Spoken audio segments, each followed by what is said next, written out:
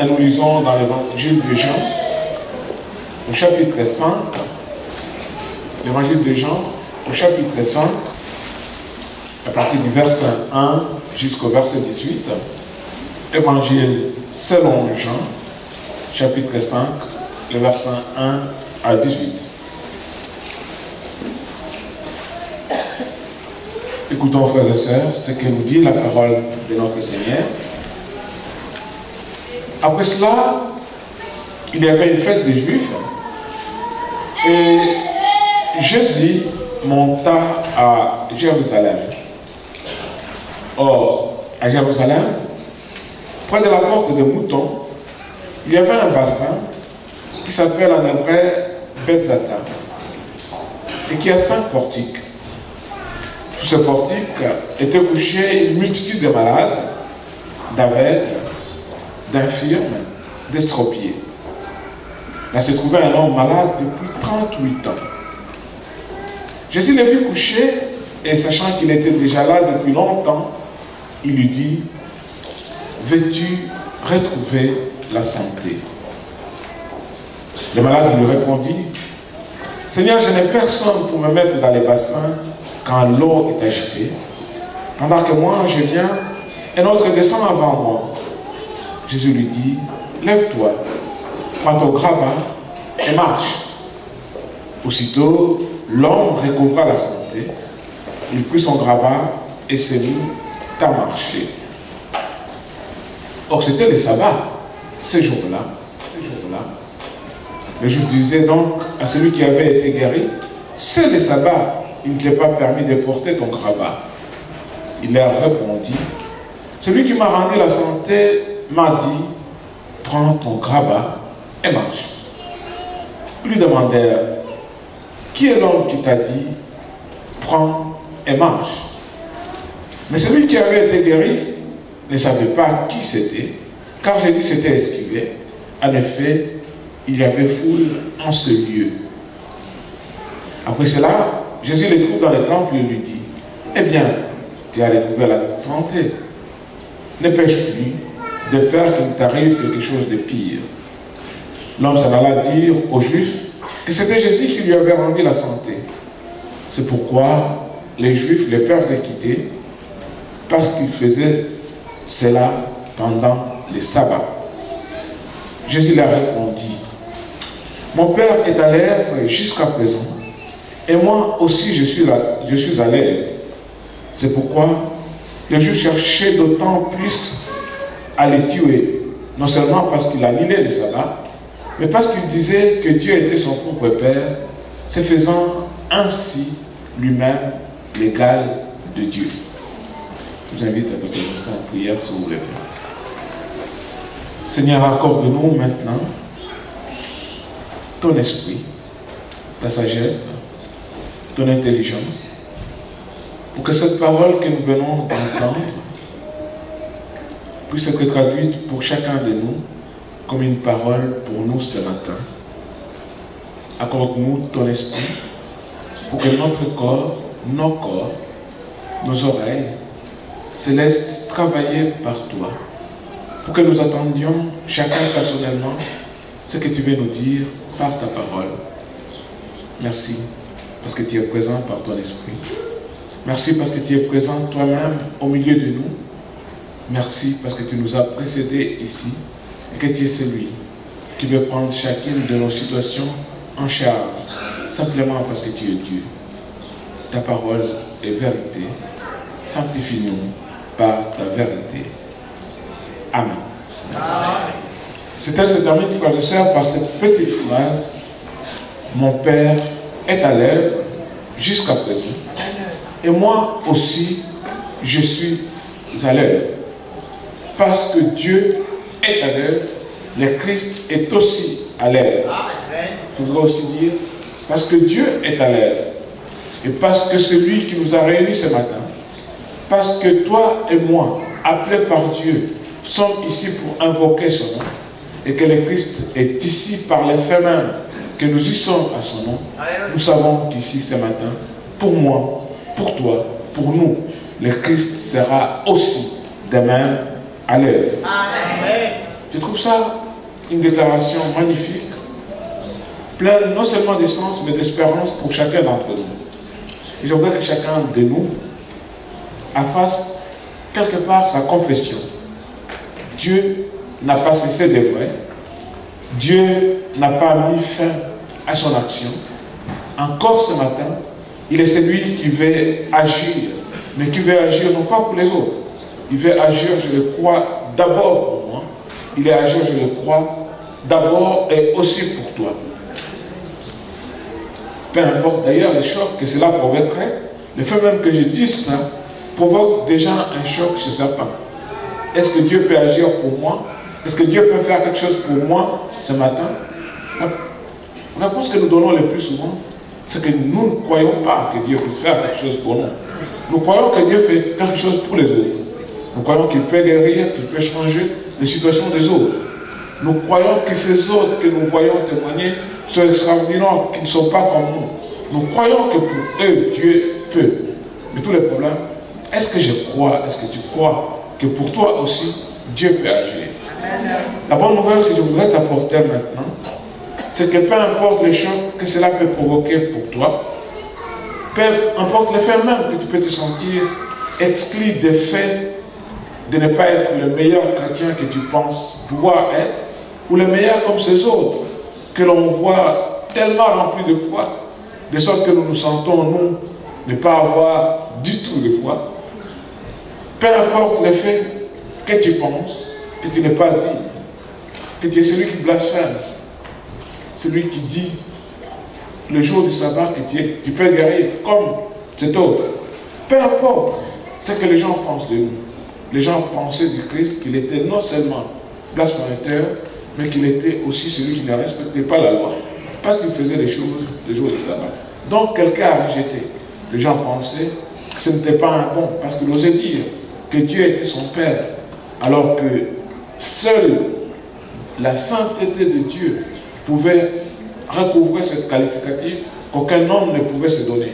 Donc les gens le prenaient pour quelqu'un de pas bien, parce qu'il n'était pas comme eux. Exactement de la même manière que les gens nous prennent comme quelqu'un de pas bien, ou pire, que nous nous prenons nous-mêmes comme quelqu'un de ne pas être bien, simplement parce qu'en nous regardant, nous nous sentons si mauvais, si laids, si incapables, que nous nous jugeons pas dignes de recevoir la grâce de Dieu.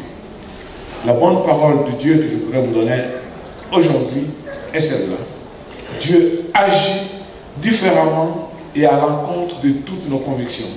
Il a sa façon de juger, il a sa façon de faire, et sa façon est toujours opposée à notre manière de faire.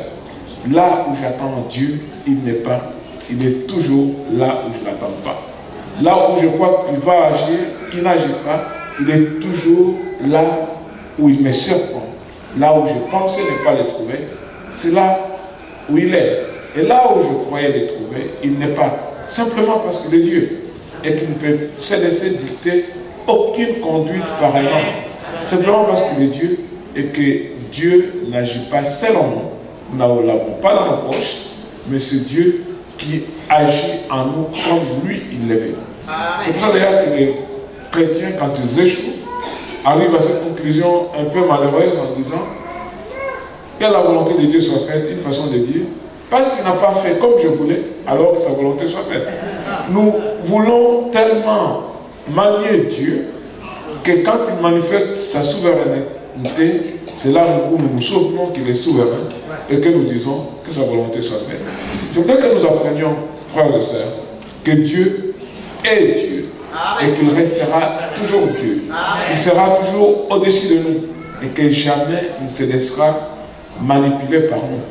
Et c'est pour cela qu'il reste Dieu, parce qu'il nous échappera toujours. Et quiconque dit, quiconque croit manipuler Dieu, quiconque croit avoir Dieu dans sa main, est un menteur. Parce que Dieu n'est pas esclave de personne. Il est Dieu, donc il est au-dessous de tout. Mais c'est fait même qu'il est souverain, je pense, est la justification même de notre salut, ou de notre guérison, ou de notre délivrance. Nous croyons, frères et sœurs, tout le temps aller vers Dieu. Nous avons passé ce matin en venant à l'église, venir vers Dieu. Nous croyons chercher Dieu. Nous croyons même être la condition de son action. Parce que nous nous disons, si nous sommes pécheurs, il ne peut pas venir vers nous. Donc, pour que nous allions vers lui, il faut absolument que nous soyons autre chose que ce que nous sommes pour que Dieu puisse nous accepter. Mais je crois que là se situe le plus grand mensonge que nous prêchons et la plus grande fausseté de notre croyance. Nous n'allons pas vers Dieu. Nous ne cherchons pas Dieu. Dieu ne dépend pas de ce que nous sommes ou de ce que nous faisons. C'est Dieu qui vient vers nous. C'est Dieu qui nous cherche. Et Dieu nous prend tel que nous sommes. Voilà un peu ce qui est totalement différent. Je vois quand je vous dis ça, il y a des regards qui me disent, mais non, pasteur, nous allons vers Dieu. Mais c'est faux. Quand nous étions pécheurs, c'est le Christ qui est venu vers nous. Ce n'est pas le monde qui est allé vers Dieu. Quand Caïn avait péché, c'est Dieu qui est venu vers lui. Ce n'est pas Caïn. Et chaque fois que nous péchons, c'est Dieu qui vient vers nous et non pas nous vers Dieu. Nous avons tellement honte de nous que nous ne pouvons pas aller vers lui, mais c'est lui qui vient vers nous. Il est donc important, frères et sœurs, que si nous voulons accroître notre capacité à être chrétien, si nous voulons être le plus proche possible de Dieu, il faut que nous apprenions que c'est lui qui vient vers nous. Et que notre plus grand devoir n'est pas de multiplier des actions pour aller vers Dieu, comme le faisaient les catholiques dans l'ancien temps, avec les êtres, on en parlait hier avec ma femme, avec les indulgences, mais nous sommes des protestants, des gens qui doivent comprendre que la seule chose qui importe pour nous, c'est avoir la foi. Qu'est-ce que c'est avoir la foi? Avoir la foi, c'est dire à Dieu, je ne peux pas, mais toi tu peux, alors je crois en toi. C'est ça simplement. Ce n'est pas dire à Dieu, moi je peux jeûner des semaines et des semaines, moi je peux me priver de telle chose, moi je peux donc. Non, c'est dire, je ne peux pas, mais je crois. Si je dis je ne peux pas, et je crois, là j'ai la foi. Si je dis je peux, donc tu peux me donner, là je n'ai pas la foi. Je suis dans la dénonciation de ce que Luther a fait, c'est-à-dire je suis dans les airs et non pas dans la foi. Notre croyance est d'abord une croyance de foi. Parce que je ne peux pas, parce que je ne mérite pas, parce que je ne suis pas digne de toi, alors Seigneur, je crois à ton amour, je crois et j'attends. C'est dans l'abandon de moi pour m'ouvrir à Dieu que l'amour de Dieu se déverse et me transforme, et non pas dans la justification de ce que je peux être. C'est Dieu qui vient donc vers nous, c'est lui qui se met à notre recherche, et c'est lui qui prend tout le risque pour venir vers nous, de la même manière que dans notre texte, c'est le Christ qui monte de là où il était vers Jérusalem. C'est lui qui arrive à la porte, et c'est lui qui va vers les malades. Mais, quand il va vers les malades, ce qui est étonnant, il le voit, et parce qu'il est Dieu, et qu'il sait tout ce qu'il est, il lui dit simplement une chose assez simple. Est-ce que tu veux recouvrer la santé? Ce qui est terrible, c'est qu'il n'a même pas entendu. Au lieu de répondre simplement à cette invitation extraordinaire, quelqu'un qui lui demande ce qu'il a cherché depuis 37 ans. Quelqu'un qui lui pose une question qui le concerne parce qu'il est là tout le temps en train d'essayer de se jeter dans le banc, ce n'est pas y arriver. Qui lui demande, tu vas recouvrir la santé? Et étonnamment, il n'a pas entendu, ou il ne pouvait pas entendre, ou il n'a pas, je ne sais pas ce qui s'est passé en tout cas dans le cadre de cet homme, mais quand le Christ lui pose la question, il philosophe en fait. Il développe un grand discours pour lui dire depuis combien de temps il est là, depuis qu'est-ce qu'il a essayé de faire pour y arriver, pourquoi il n'y est pas arrivé, et pourquoi les autres y arrivent et que lui n'y arrive pas. Exactement ce que nous faisons tout le temps, n'est-ce pas? Dieu lui demande, est-ce que tu veux recouvrir la santé? Et il répond, je suis là depuis longtemps, et chaque fois que je vais me jeter dans le bassin, les autres, ils vont avant moi et se jettent, et ça fait longtemps que je n'ai pas la force de pouvoir... Maintenant, il ne répond pas à la question. La question était, est-ce que tu veux recouvrir la santé? Et la réponse était, je suis là depuis très longtemps. J'ai prié pendant des années. Les autres ont été guéris avant moi. J'ai fait le jeûne, etc. Mais jusqu'à présent, je n'y arrive pas. Peut-être parce que je n'ai pas encore fait autant de jours qu'il faudrait. C'est exactement le type de réponse que nous donnons, n'est-ce pas? Veux-tu recouvrir la santé? Il aurait pu répondre simplement, oui Seigneur, mais ce n'était pas ça. Comme nous aussi. Notre monde nous apprend que les choses sont tellement compliquées, que les choses sont tellement inaccessibles, que jamais la simplicité n'est notre force. À une question simple, nous cherchons une complication dite dans les meilleurs français qui puissent être. Et vous le français, moi je suis étranger, et vous le français, moi je suis congolais de là-bas dans la bourse, vous le français, vous aimez beaucoup développer votre français. Et les Congolais de là où je suis ont aussi appris à parler. Ils parlent tout le temps, tout le temps, tout le temps. Et le net nous a donné encore l'occasion de parler, de sorte qu'on écrit tout le temps, tout le temps, tout le temps. Alors que les gens périssent, alors que nous mourons, alors que nous disparaissons, nous prenons plaisir à faire le verbe, n'est-ce pas, à parler, à parler. De la même manière que notre ami. Le deuxième point que je voudrais vous dire, vous avez compris, le premier c'était et que Dieu agit encore aujourd'hui. Le deuxième point que je voudrais vous dire, frères et sœurs, qui est très simple, c'est que ce matin, Dieu veut que vous vous arrêtez. Que vous arrêtez cette forme de cavale qui fait que chaque fois vous le fouillez alors qu'il vous attend. Que vous cessiez de chercher des justifications. Que vous cessiez d'aller chercher Dieu là où il n'est pas. Que vous preniez simplement une attitude de foi, mais vraiment très simple. Celle qui consiste à faire une halte, à faire une pause. Dieu vous invite à vous arrêter. Et comme le malade qui était là depuis 38 ans, de cesser à attendre, mais de prendre conscience simplement que vous ne pouvez pas, de prendre conscience que vos différents ratés n'avaient qu'une seule signification, n'avaient qu'un seul appel, c'est que vous devez vous arrêter, vous devez tout déposer, vous devez faire une halte. Vous devez dire à votre Dieu simplement que vous n'y êtes pas arrivé, que vous n'y arriverez pas et que vous avez besoin de lui. Amen. Mes frères, mes sœurs, notre salut se trouve dans ce que je peux appeler la vérité confessée de nos situations. Chacun de nous a des situations compliquées de sa vie. Et je pense que chacun pense que ces situations sont plus compliquées que celles de tous les autres.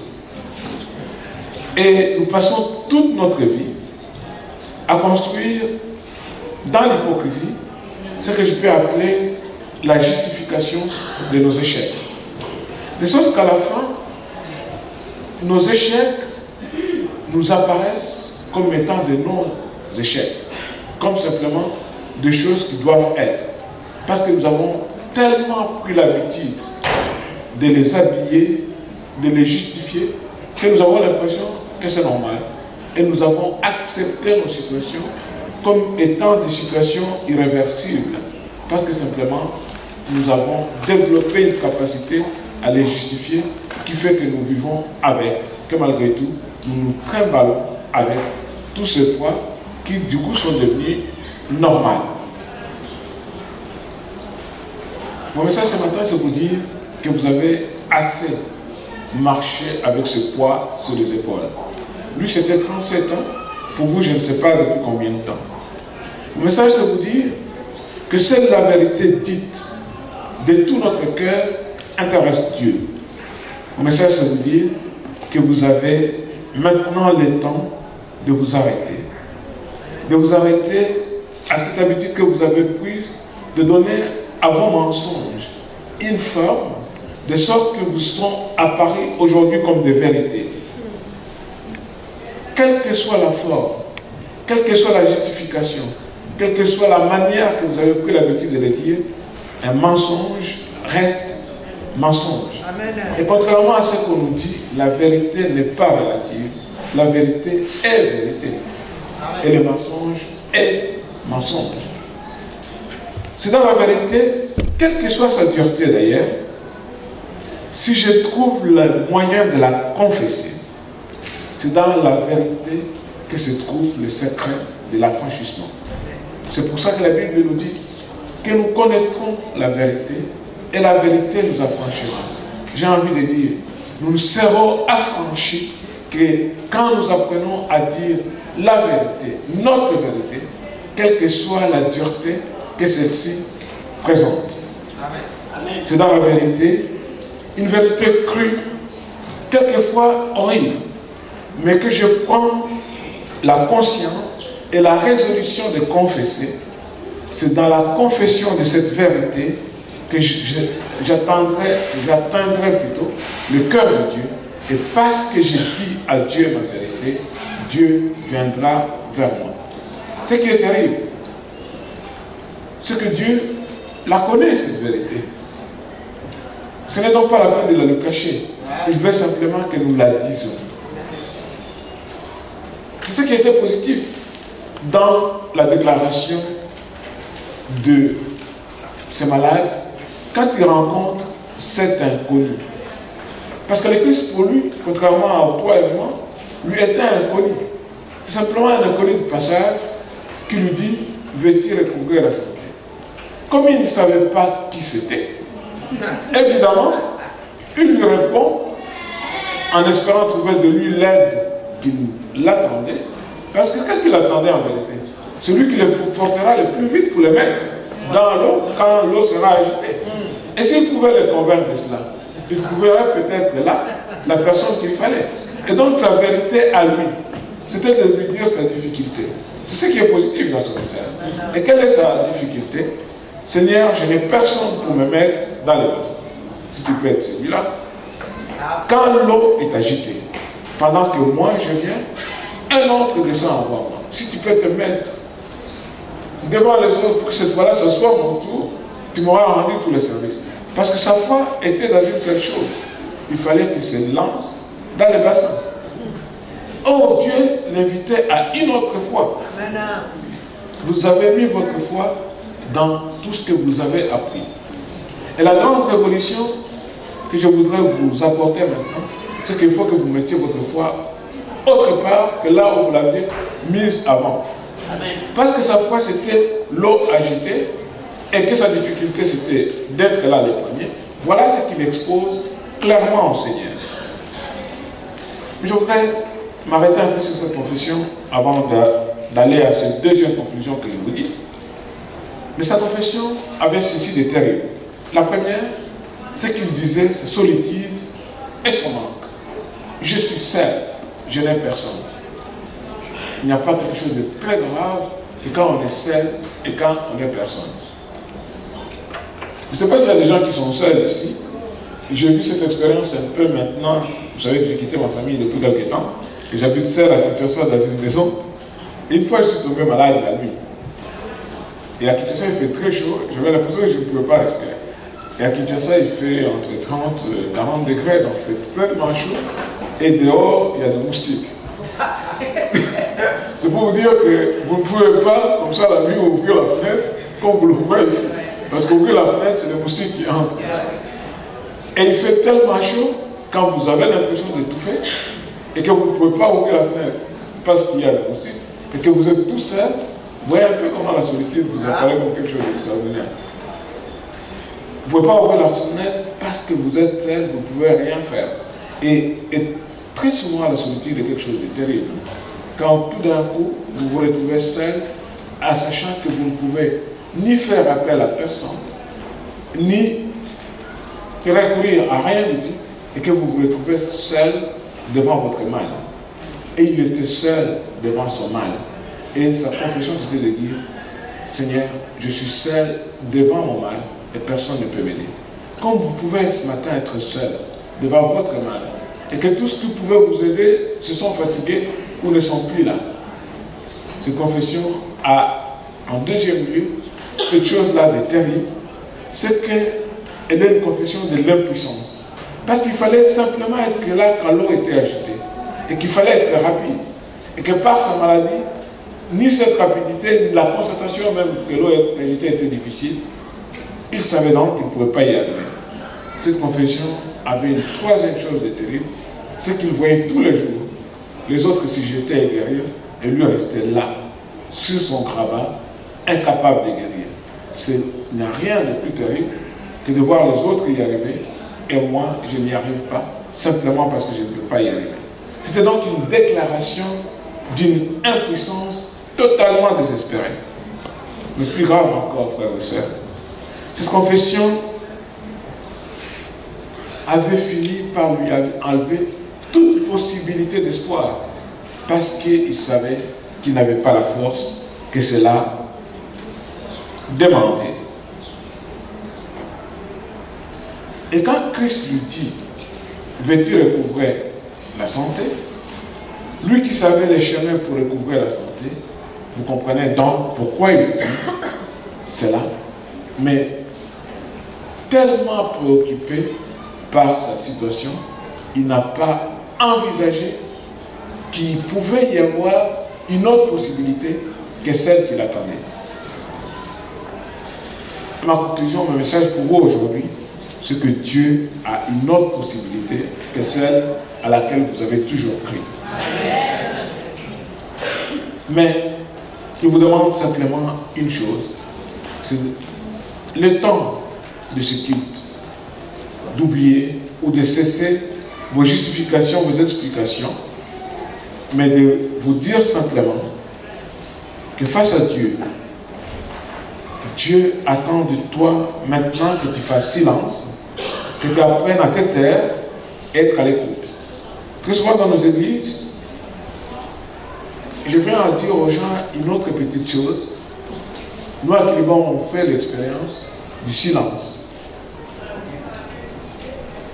Dans mon pays, les gens prient beaucoup. Quand je dis prient beaucoup, ils parlent aussi beaucoup, et même trop. Et des fois, dans le culte, ce qui m'ennuie, c'est que les gens parlent tellement qu'ils ne laissent même pas une seconde à Dieu pour qu'il puisse leur parler. Ils ont l'impression qu'à force de multiplier des paroles, Dieu va agir en oubliant les recommandations de l'Évangile, alors que Dieu n'agit pas parce qu'on a parlé beaucoup. Dieu agit parce qu'on lui a laissé un espace où il peut agir. Et les malades ici parlaient tellement qu'il n'a pas écouté Dieu. Dieu a dit, veux-tu recouvrir la santé? Et lui a dit, vous savez, etc., etc. Veux-tu recouvrer la santé? Ce qui me frappe, malgré cette sorte de condamnation que moi, en tant qu'homme, j'essaie de faire de la réponse du malade, pas un seul instant, le Christ le lui reproche. Pas un seul instant, il ne lui dit, est-ce que tu ne m'as pas entendu? Pas un seul instant, il dit, mais tout cela, c'est pas ça l'essentiel. Mais il a une autre parole pour lui. Une parole dans laquelle d'abord il ne fait pas attention à ses justifications. Une parole dans laquelle il ne regarde pas son manque de foi, parce que parfois on nous dit si nous ne n'arrivons pas, c'est parce que nous avons un manque de foi, n'est-ce pas? Une parole dans laquelle il n'essaie pas de dire je vais faire ce que tu veux, mais une parole totalement improbable, inimaginable, une parole qui est totalement folie. Lui qui était malade, qui ne pouvait pas se lever pour aller se jeter dans le bassin, il lui dit, lève-toi. Je ne sais pas si vous imaginez. Il vient de lui dire qu'il ne peut pas. Et lui dit, lève-toi. Et qu'est-ce qui est extraordinaire chez les malades cette fois-là? Cette fois-là, quand on lui dit quelque chose de terrible, de se lever, de prendre son grabat et de marcher, il ne répond pas. Pas un mot. Vous voyez l'essentiel du silence. Pas un seul mot. Avant, il a parlé, il est resté couché. Là, il n'a pas dit un mot, il s'est levé. Et après s'être levé, il a pris son grabat Et après avoir pris son rabat, il a mis sur la tête et il a marché. Et maintenant, d'autres lui posent la question, mais pourquoi tu mets ton lit? Parce que les gabas, c'est une sorte de lit, n'est-ce pas? Pourquoi tu mets le lit sur la tête les jours du sabbat? Et là, il répond, parce que celui qui m'a guéri m'a dit, donc je mets mon rabat sur la tête et je marche. Il marchait avec. C'est quand même extraordinaire, n'est-ce pas? Toutes ces justifications, il les a perdues face à l'ordre de Christ. Alléluia. Pourquoi? Parce que ce qui compte, quand Dieu nous parle, ce n'est pas la justification, frère et sœur. C'est quoi? C'est l'obéissance. Parce qu'il a obéi aveuglément, sans réfléchir, à ce moment-là, la bénédiction de Dieu s'est abattue sur lui. Il s'est levé, il a pris, il a mis sur la tête et il est parti. Je voudrais essayer de m'arrêter sur les paroles de Christ. Le Christ a parlé 2 fois. Une fois pour dire, veux-tu recouvrer la santé? Il lui a posé la question. Et une deuxième fois pour dire, lève-toi, prends ton rabat et marche. En d'autres termes, la parole de Christ dit, je connais ton besoin. Tu as un problème de santé. Et voilà ta réponse.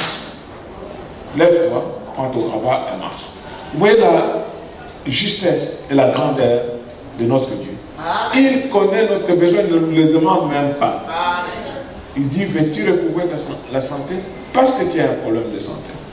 Et après il dit, lève-toi, prends ton rabat et marche.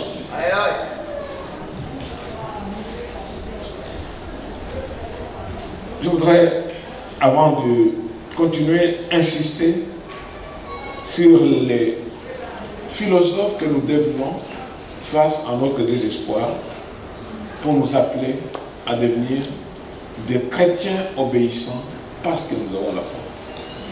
Dieu ne nous appelle pas à être des philosophes comme la société nous convie le plus souvent.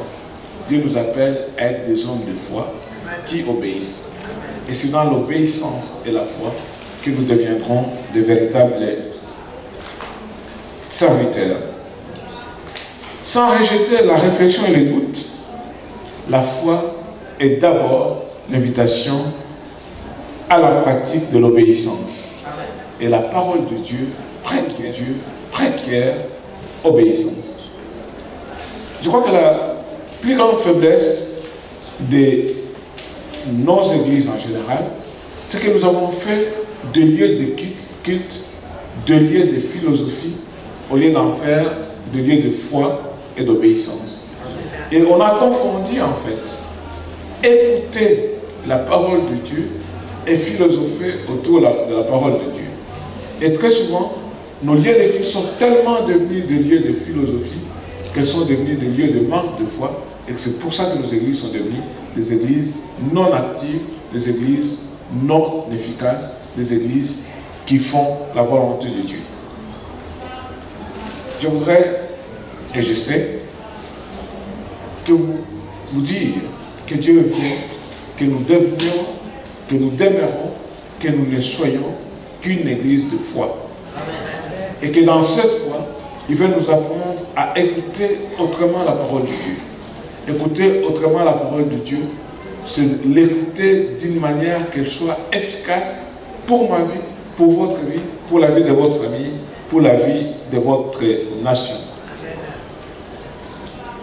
Je vous disais donc, est-ce que vous avez remarqué que Dieu, en Christ, atteint les besoins du malade sans que celui-ci ne les lui expose?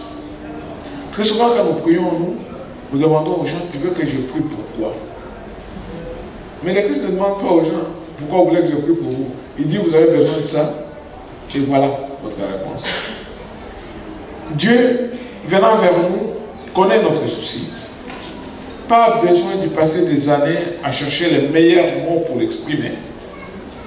Mais que nous-mêmes, non seulement il nous connaît, mais il sait plus profondément que nous quel est notre véritable besoin.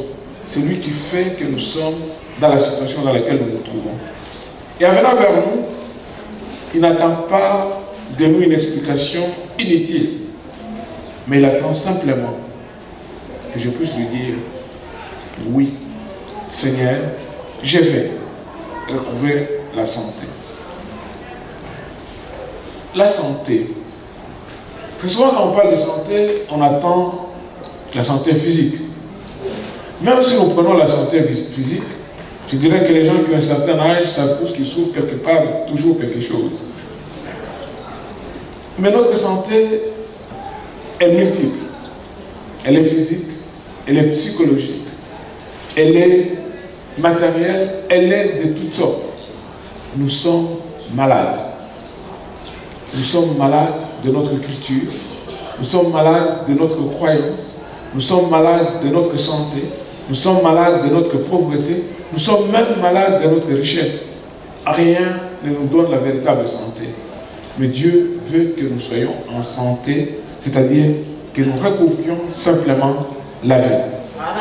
Et il vient vers nous qui avions d'une manière ou d'une autre perdu la véritable vie, la véritable liberté, la véritable joie, le véritable bonheur.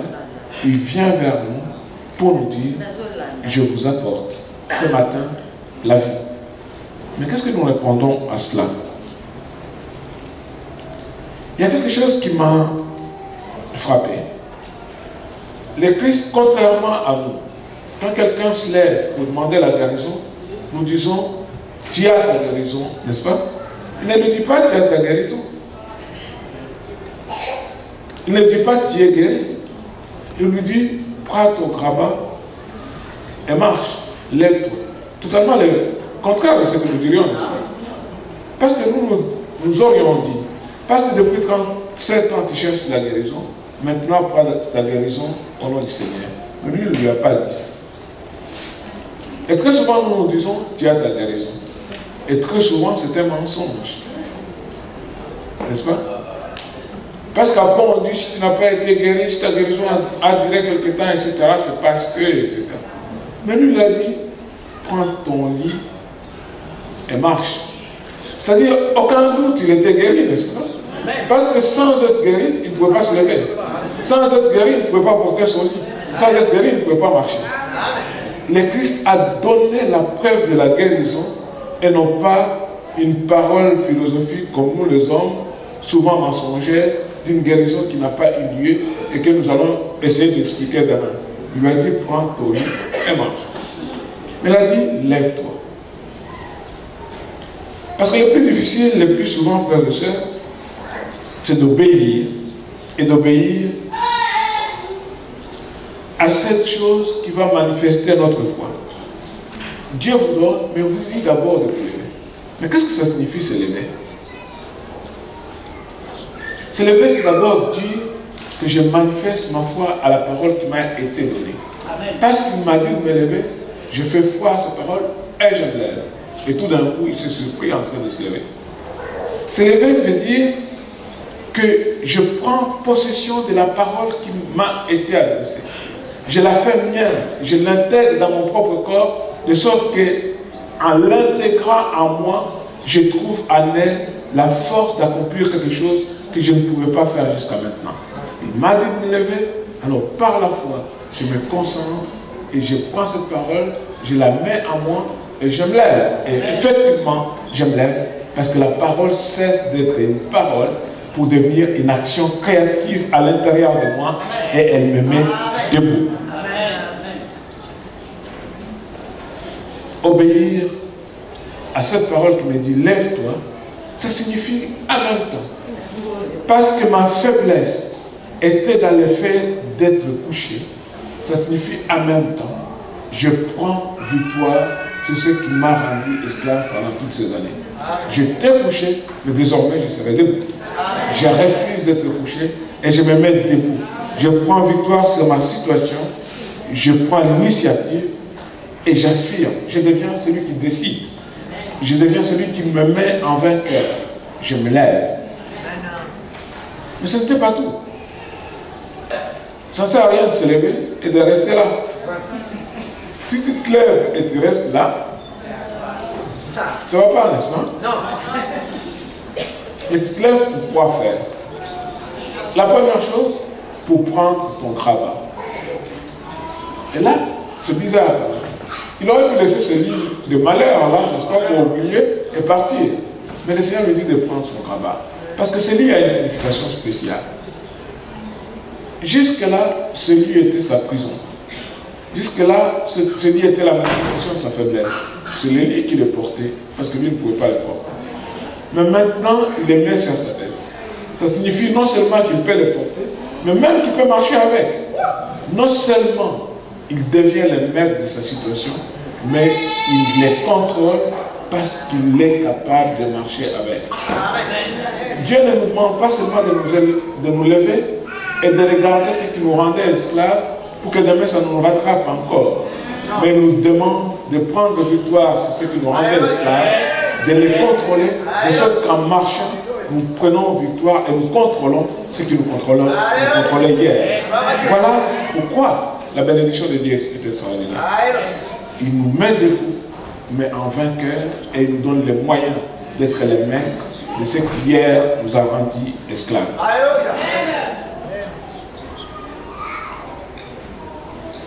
Quand Dieu s'adresse à Adam, il dit: tu domineras sur la terre ce qui est sur la terre et ce qui est sous la terre. Mais pas sur les hommes, n'est-ce pas? Ni sur la femme.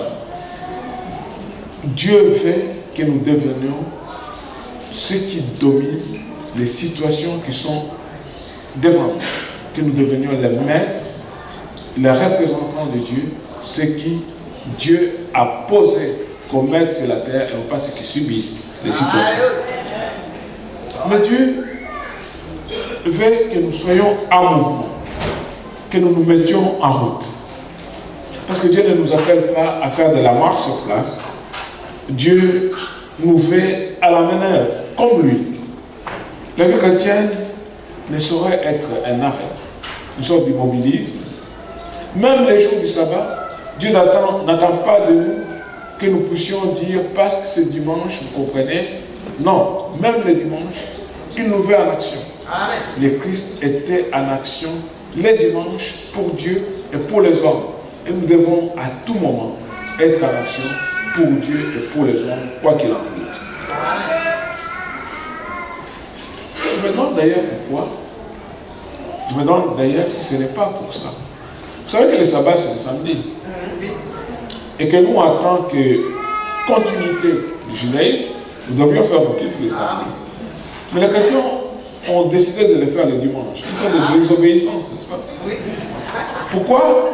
Parce que le dimanche, c'est le jour où le Christ s'est lui-même levé. Alléluia. Il s'est levé de la mort. Amen. Et parce qu'il s'est levé de la mort pour désormais marcher, nous faisons le culte le lundi. Amen. Le premier jour de la semaine. Amen. Donc nous faisons le culte le premier jour de la semaine et non pas le jour de repos le samedi.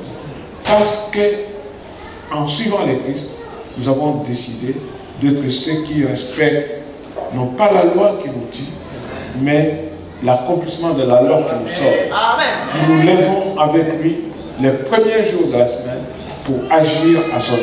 Amen. Dieu veut que nous puissions être ces insoumis pour la vie et pour le bien des autres. Dieu ne veut pas que nous demeurions ces soumis qui, pour la mort, continuent tous les jours à tuer les autres. Quand je dis ça, vous avez l'impression que c'est la philosophie. Attends, je vais vous l'expliquer d'une manière claire. Dans nos églises, on nous explique tout le temps combien, à cause de notre péché, de notre manque de foi, de notre etc., nous ne pouvons pas être serviteurs de Dieu, nous ne pouvons pas servir Dieu. Tout cela, c'est le légalisme. C'est contre cela que le Christ s'est levé pendant toute sa vie. Mais Dieu nous dit et veut que nous ne soyons pas de ceux qui se laissent enfermer parce qu'on nous dit que nous avons été pécheurs, parce qu'on nous dit que nous ne sommes pas meilleurs, parce qu'on nous dit que nous ne savons pas parler, parce qu'on nous dit que nous ne savons pas chanter, parce qu'on nous dit que nous ne savons pas. Non, Dieu veut que nous nous lèvons tels que nous sommes. Alléluia. Et lui mettra dans notre bouche, dans notre corps, dans tout ce que nous sommes, ce dont nous avons besoin pour être ces véritables serviteurs, c'est-à-dire les gens qui sont debout. Ne faisons pas de la loi de Dieu l'excuse pour enfermer les autres dans le désespoir. Et ne faisons pas de nos échecs l'excuse pour ne pas servir Dieu. Dieu nous demande de nous lever. Que chacun de nous se lève, d'abord pour affronter les préjugés et les dépasser. Tout ce qu'on a dit de négatif pour toi a cessé d'être négatif le jour où le Christ est mort sur la croix. Alors aujourd'hui, tout ce qui est négatif pour toi se transformera en quelque chose de positif parce que tu le mettras sous la croix. Toutes ces choses religieuses qui t'ont empêché d'obéir à Dieu, parce qu'on t'a dit que tu as péché, parce qu'on t'a dit que tu étais adultère, parce qu'on t'a dit que tu étais, je ne sais pas quoi, toutes les formes de péché, toutes ces choses qui constituent notre enfermement religieux, Dieu te dit qu'il est venu en Christ te délivrer pour que tu sois debout et que plus personne ne te le rappelle. Ose proclamer simplement la réalité de la délivrance de Dieu en lui disant, oui Seigneur, je suis ce que je suis.